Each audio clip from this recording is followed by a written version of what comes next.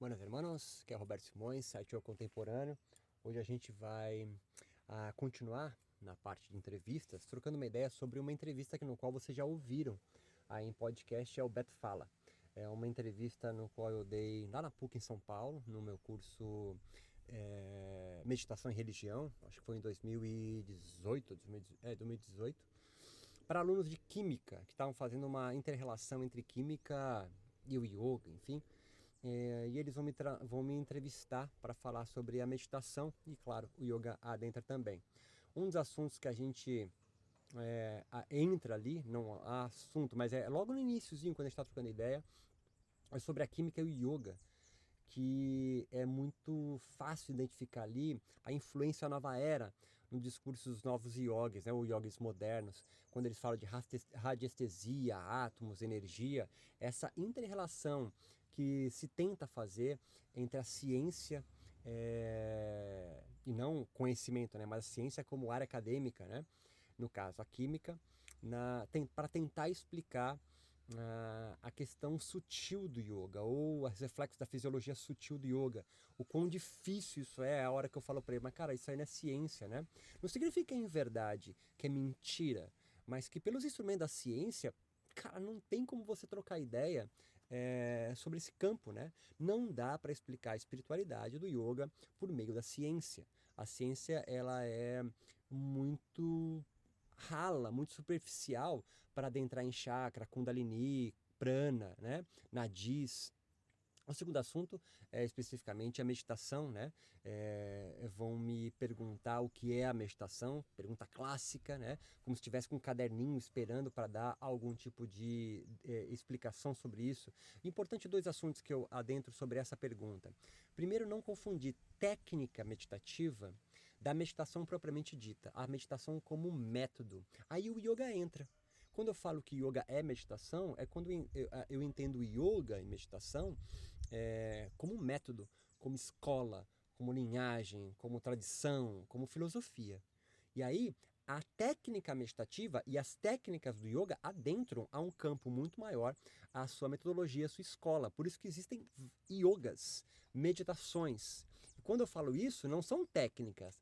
Não é meditação vipassana, é a filosofia vipassana que tem a técnica vipassana. Então, o budismo, e budismo abre um monte de escola. Cada uma dessas escolas é uma filosofia que tem uma perspectiva budista religiosa, e dentro de cada perspectiva há técnicas de meditação. Então isso é algo muito difícil da galera entender hoje. Eles fazem curso e dizem, é curso de meditação. Não, é curso de técnica meditativa. Curso de meditação, se é que a gente pode pensar nisso, assim, entre aspas ou sem aspas, ou letra maiúscula, é adentrar a escola, é adentrar um método, é vivenciar aquela prática. Não é aprender uma técnica que você vai aplicar depois para um público e para si mesmo. Né? Tem que vivenciar aquilo. E o segundo ponto é a mergulha no intuitivo. O mergulho no intuitivo. Tentar explicar o yoga com caracteres. O yoga lógico. Você vai sempre acabar descambando numa tabela da Excel, que não quer dizer nada, como a minha aula de neuroquímica, por exemplo, de neurofisiologia. Eu descrevo neurônios, descrevo neurotransmissores, áreas do cérebro, mas no final você pode perguntar muito bem para mim, e daí? Para você que vai meditar, que adianta você saber que é acionado o córtex pré-frontal, o giro cingulado, faz o tálamo dormir, libera a serotonina, a dopamina? E daí? Isso é um aspecto lógico, racional, importante. Muitas pessoas adentram na meditação por causa disso. Mas a meditação realmente tá cagando para se você sabe qual área do cérebro está acionada ou não acionada, que neurônio é secretado ou não secretado, qual hormônio. I don't care. A meditação entra, então, em duas coisas importantes aqui que a gente pode pensar. Adentrar ao conhecimento intuitivo, que não é racional, que não é imaginário, mas é um conhecimento intuitivo, é um conhecimento que produz as linhas de fuga criadoras. É no conhecimento intuitivo e a meditação te proporciona isso. A meditação não te dá acesso a um manancial de saber, sabe? Assim, a ideia de que você vai adentrar um campo de conhecimento do mundo que está lá, tipo, inconsciente coletivo, e aí você vai ter, tipo, uma biblioteca para você puxar. Não. Ela vai possibilitar um mergulho em você mesmo. E se você é superficial, brother, tu tá entendendo? Se você não se permite a esse mergulho intuitivo, você vai conhecer você mesmo. E às vezes você não é tão legal quanto você imagina que seja. Você não é igual a todo mundo. Você é diferente. Sendo diferente, singular, esquisito, o tipo de conhecimento advindo da sua prática meditativa, independente da técnica que você utilizou, é seu, é único. Por isso, um daqueles ironias, se você não sabe o que eu estou falando, vai buscar lá no Instagram, é um projeto que eu fiz de frases, né? O samadhi peruano não é inglês. O rolê que um yogi meditador peruano tem durante a técnica e mergulhado na escola onde ele transita, é único, não é inglês, porque é outra cultura, é outra sociedade. E o mergulho no intuitivo exige que você, então, se permita a vivenciar um tempo liso e não um tempo estriado. O tempo estriado é o tempo do relógio marcado. Vou fazer isso, vou meditar agora, vou fazer isso agora. Vou gravar esse vídeo de tantos minutos. O tempo liso é aquele que você se perde. O tempo liso é aquele que você perde o tempo. O tempo liso exige a perda do tempo. Não dá para ir para chegar num tal lugar. O tempo liso é tempo liso. É o tempo do ócio. É o tempo do I don't care. É o tempo do foda-se está acontecendo. É o tempo de criação. A gente casa com o primeiro blá. É o tempo, ou é o espaço, ou é a geografia, o tempo liso, que você vai mergulhar na sua própria linha de fuga criadora. Eu não entendi linha de fuga criadora. Cara, são exemplos que eu estou dando no Instagram e aqui no YouTube. Isso aqui é uma linha de fuga criadora. Eu estou criando algo novo, trazendo algo, ou como é o Projeto Leituras, que tenta fomentar em você um blá que não é a minha intenção aqui, mas você cria a partir de um afeto que eu estou causando em você. O yoga, então, é uma máquina gigante, ou é uma caixa de ferramentas, se você preferir, Deleuze vai chamar máquina de guerra, que permite você criar linhas de fuga criadora. Então, o mais importante que você entender Patanjali, Yoga Sutra, Hatha Yoga Pradipika, Granda Sanhita, compreender o que Geranda quis dizer, o que Patanjali quis dizer, o que a escritura quis dizer, é você parar e pensar assim, o que isso está produzindo em mim? Isso é tempo liso. Isso é produzir fluxo, linha de fuga criadora. Então, a meditação, a sua experiência não é nada sem compartilhar com o outro, porque você vai criar isso na relação. A meditação é algo individualista, é quase egóico, se você não compartilha, se você não consegue trocar o conteúdo advindo da prática, e não durante a prática, mas pós a prática, o que ecoa, o que reverbera da prática. Corpos então afetados e corpos afetando e sendo afetados por consequência. Desses afetos, corpos e mentes produzem pensamentos, ideias, emoções, gestos novos. Por isso, yogas serem plurais e não único. Uma coisa é a sensação, que é um estímulo químico, físico, que não tem nenhuma conotação, que não tem nenhum rolê. A luz, que me afeta. O blá, que te afeta. Estímulo sonoro e visual. Propaga-se no ar silenciosamente a minha fala, até adentrar a esse canal auditivo, faz vibrar, o som faz vibrar dois ossinhos pequenininhos que vão deflagrar o primeiro estímulo eletroquímico, que vai para uma área do cérebro, temporal, e ali vai produzir uma percepção do estímulo sensorial que te afetou no seu corpo. O estímulo da percepção ou a sua percepção sensório-motor, olha só o rolê. Sensório, motora, corpo, vai produzir então uma percepção que é fruto da sua interação, da sensação que vem, entre aspas, pura, sem conceito, e do seu histórico. E aí você vai produzir a percepção, vai produzir um conceito. Tá viajando? Esses meus 10 minutos de fala aqui tem uma direção minha, mas está produzindo em você 1 bilhão de linhas de fuga criadora, te afetando. Isso é a percepção que você tem dos estímulos sensoriais que eu provoco. Levando isso para o yoga, olha quanto o manancial, o potencial de linhas de fuga criadora que você pode produzir pelas sensações que você provoca numa aula de asanas, para tentar colocar o pé no chão, de kriyas, pranayamas, mantras, e isso vai produzir percepções nos seus alunos. Não numa classe com 100 alunos, 10 alunos, 20 alunos, 5 alunos, 1 aluno, são 100 percepções diferentes, porque ele tem um histórico de vida absolutamente singular e único. E aí você quer enquadrar o cara num rolê. Não é, você está sentindo aí, é tal coisa. Você limou a pluralidade do outro. Está produzindo corpos dóceis e não rebeldes. Impossibilita ele de criar novas formas de viver, de pensar, de agir. Você impossibilita ele do yoga gerar fluxos novos. Aí ele me pergunta sobre cérebro meditativo, né?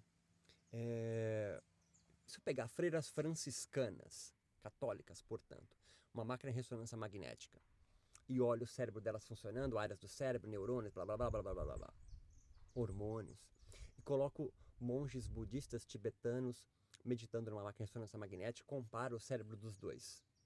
As mesmas áreas se acendem, as mesmas áreas se apagam, mas o conteúdo subjetivo é absolutamente diferente. O budista produz uma cosmologia ateísta e as freiras produzem ou replicam uma cosmologia teísta, um Deus fora.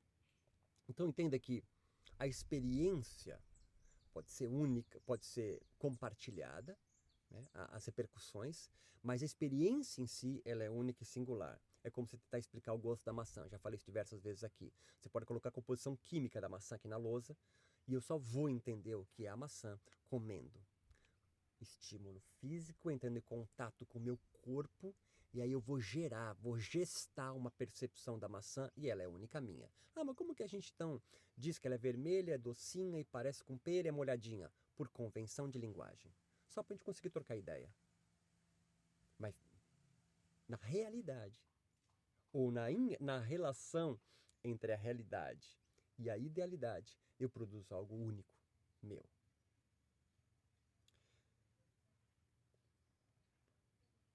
E aí ele também pergunta sobre o nag durante a meditação. Nag é uma substância química, se você não sabe o que é nag, vai nos meus vídeos no YouTube. Você vai encontrar ali meditação alucinógena. É um vídeo curto que vai falar um pouco rapidamente sobre isso. O nag é o N-acetil-aspartil-glutamato, é uma substância química produzida na prática meditativa de qualquer linhagem, de qualquer escola. Eu não sei o tempo, não dá para saber, calcular.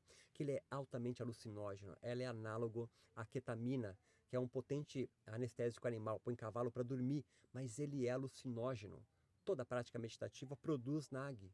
Então quer dizer que a meditação produz alucinações? Eu costumo dizer que produz ficções que curam, parafraseando James Hillman.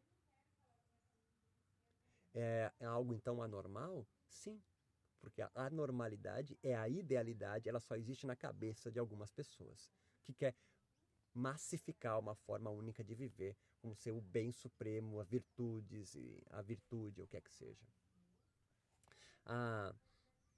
A realidade é única, mas as maneiras de descrevê-la são infinitas. A realidade é única, mas as maneiras de descrevê-la são infinitas. Ninguém vai conseguir adentrar a sua produção. E você é autorizado e autorizada a pensar da forma que você achar melhor o seu mundo. Mas é claro, a forma que você achar pensar o seu mundo, como por exemplo, eu acho legal matar todo mundo que não é branco. Então a sociedade não vai permitir isso. Então você pode pensar o que você quiser do mundo, mas os outros vão limar a tua forma de viver e cabe a você a sublimar isso, né? A criar novas formas de existência, entendendo que há o outro. E no yoga hoje, o outro está sendo suprimido. Então o yoga é meditação. Nessa concepção maior, muito maior do que apenas a técnica. A técnica é utilizada por diversas religiões, budismo, hinduísmo. O yoga está nos dois, por exemplo. Mas o cerne do yoga exige yoga. Aos católicos não, por exemplo. Os católicos não utilizam a meditação como seu cerne, mas o yoga sim. Por isso eu penso yoga e meditação seria algo sinônimos e muito importante. Há alguns métodos, escolas, filosofias de yoga que estão institucionalizadas. E algumas dessas institucionalizadas se convertem quase como uma igreja, entre aspas ou sem aspas. Nós, cientistas da religião, conseguimos identificar cultos, pequenas igrejas do yoga. E, em geral, uma igreja do yoga entende uma verdade como única, dogmática. Ah, não existe isso no yoga. Então, tenta mudar um dos sutras na sua próxima leitura em live de Yoga Sutra. Pega um professor bem ortodoxo, aquele que usa roupa de Brahmani, por exemplo, levanta a mão e fala assim, eu não gostei desse sutra do Patanjali, eu quero mudar. Não concordo. Você não vai conseguir mudar ele, assim como você não muda nenhuma parábola de Jesus e nenhum sutra budista também. O budismo também é dogmático. Toda religião é dogmática, tem verdades universais que não devem ser mudadas. Você não compreendeu? É você que tem uma cognição baixa. E ele me pergunta sobre... somos um nada, ao contrário de um outro animal que é o ser. É uma brincadeira que eu sempre faço em algumas aulas minhas. Você não nasce pronto, você não nasce sendo. Por isso que o nome ser humano é do verbo to be mesmo. Você vai sendo humano. Você vai sendo humano no contato com outros humanos. Se você for educado no meio de lobos, você vai correr nu na lua cheia, ou ir vá para a lua cheia, comer carne crua e dormir numa toca. Porque são os outros, no caso os lobos, que regem a sua forma de viver. Como você vive com os seres humanos, se você teve sorte ou azar, você vai adotar a forma de viver daqueles humanos. É um contrato. Então, nós não nascemos sendo, nascemos com alguns engramas, algumas coisas inatas, como sugar, gesto natatório, dor, medo, raiva, fome. Mas isso não dá conta de nós sermos humanos. Quem vai te formar humano e você nunca vai acabar é o convívio social. Dessa forma, você sendo um nada e não um ser, você pode ser o que você quiser. E isso não é coach, né, Tony Robbins, né? Mentalizar, eu posso ser o que quiser. Não, você tem a possibilidade, o potencial de ser o que você quiser. E olha só, você adotou a vida de um yogi. Olha só que interessante. Você poderia ser o que você quiser. E você adotou a vida de um yogi. Você acredita em signos do yoga. Você acredita na fisiologia sutil do yoga. Você acredita em várias coisas que é a cosmologia yógica de ser. Isso não é universal. Isso é aprendido. Em geral, um latino-americano demora mais ou menos 1 ano e meio, é o tempo que dura o curso para formar novos professores de yoga. Leia!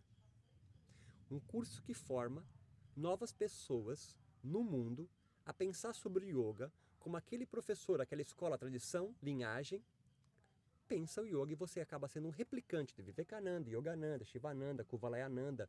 Olha só. Hermógenes. Há uma forma de ver o yoga hermogeana, casada com o espiritismo, é terapêutica, e isso é da hora. Mas é uma forma que o professor Hermógenes encontrou para casar o yoga na sociedade onde ele vivia. E assim todos os yogis, sejam latino-americanos, indianos e todos mais. Não existe um yoga original. Existem yogas. E você adota aquele que você achar melhor. Pior, você é adotado por um yoga. Então você é pleno, completo, mas não por já ser, mas por estar sendo. Você é fluxo. Você é um acontecimento. Mas aí o ruim, pequeno fascista, é aquele que então pensa que a forma que ele adotou do yoga é a forma. E aí todo mundo que desvia, 1, 2, 3 desvios padrões do que ele entende como ideal, tá deturpando o yoga, é um motherfucker. Pega o rolê, né? Então meditar, yogar, é abrir possibilidades e não fechar. Se o último capítulo de Patanjali é a liberdade, por que eu vou me restringir à forma de Patanjali pensar o yoga? Ah, mas eu gosto da forma de Patanjali. Ótimo, mas então tenha vidya, né? Tenha conhecimento disso, não seja ignorante, alienado disso, tenha alteridade sobre o yoga no qual você pratica e não seja caga-regra. Você pode criar o seu Silva Yoga. Assim, o estresse seria algo mal no yoga? Isso é muito legal, porque o estresse é algo moderno no yoga. O estresse como mal é quase um substituto dos kleshas, essa é a minha tese de doutorado. O estresse sendo substitutivo dentro de um novo mito moderno do yoga. E é óbvio, né? Numa sociedade liberal, neoliberal como a nossa, né? Capitalismo neoliberal, adotar o estresse como um mal tem tudo a ver, né? Numa sociedade que não para, né? Neurótico é o cara que está sempre em falta, ele está numa dívida infinita com a sociedade. Tipo Casas Bahia, né? Algo sempre falta para ele. Ele também perguntou sobre a ansiedade. A ansiedade é um medo por algo que você não sabe o que é. Numa sociedade como a nossa, sempre em falta, está latente em você. Então, é possível conhecer o yoga, é possível conhecer o seu yoga, entendendo o yoga como uma máquina de guerra. E aí esses foram os assuntos no qual nós trabalhamos nessa entrevista. Eu costumo sempre dizer que ao invés de você utilizar o yoga como se fosse uma trilha a seguir, pense no yoga como uma clareira sendo aberta numa floresta. Você incrustado numa floresta, fechada, tipo Mata Atlântica, você não consegue nem ver a luz do céu, né? Não é aquela floresta da Europa, né? Que você vê as árvores frondosas, não. Aquela mata fechada. Trilha é uma trilha que você encontra, você sai andando, mas você pode sair em qualquer lugar ali, né? Você não sabe onde você está indo, né? A clareira é quando você pega pelas tuas próprias mãos ou um facão e vai abrindo um raio nessa floresta onde você está, e aí você vai conseguir ver o céu, vai conseguir ver de repente mais trilhas, ou ficar no centro e diminuir o seu medo, a sua ansiedade, porque você consegue ver, sei lá, 200, 300, 400, 500 metros, depende do tamanho da clareira que você abriu. E ali então ter tempo para pensar sobre resoluções sobre a sua vida e não pegar qualquer trilha e sair andando, que é o que a grande maioria dos yogas e meditadores do Brasil fazem. Pega a trilha mais fácil, a mais barata, a mais cara, a trilha norte-americana, a trilha australiana, a trilha egípcia, a trilha indiana. Por que você não constrói a sua própria clareira na floresta da vida yógica e entende o yoga não como um caminho a seguir, mas como um lugar onde você pode é possível a você a criar possibilidades de vida? Enfim, é isso. Meu nome é Roberto Simões, Sati Yoga Contemporâneo. Estamos em Diálogos Esquizoicos, onde há entrevistas minhas, ou entrevistas concedidas, ou entrevistas que eu fiz, e depois eu entro numa videoaula aprofundando um pouco mais sobre alguns temas relacionados a esses diálogos. Esse é um curso da plataforma EAD, uma plataforma de baixo custo, onde você pode acessar por 50 pila por mês. Você tem acesso a todos os meus cursos até lá. Se não conhece, visita meu Instagram primeiro, dá um pulo no meu site, yogacontemporâneo.com, se tiver coragem, se tiver afim, criou um fluxo criador para você, visita minha plataforma EAD, tá lá no site o link. E você pode se deliciar com alguns cursos ou assinar para tipo Netflix. Tá atento a todos os cursos que aparecem lá. Tem mais de uma dezena de cursos ali para você. Forte abraço, muito obrigado e até a próxima.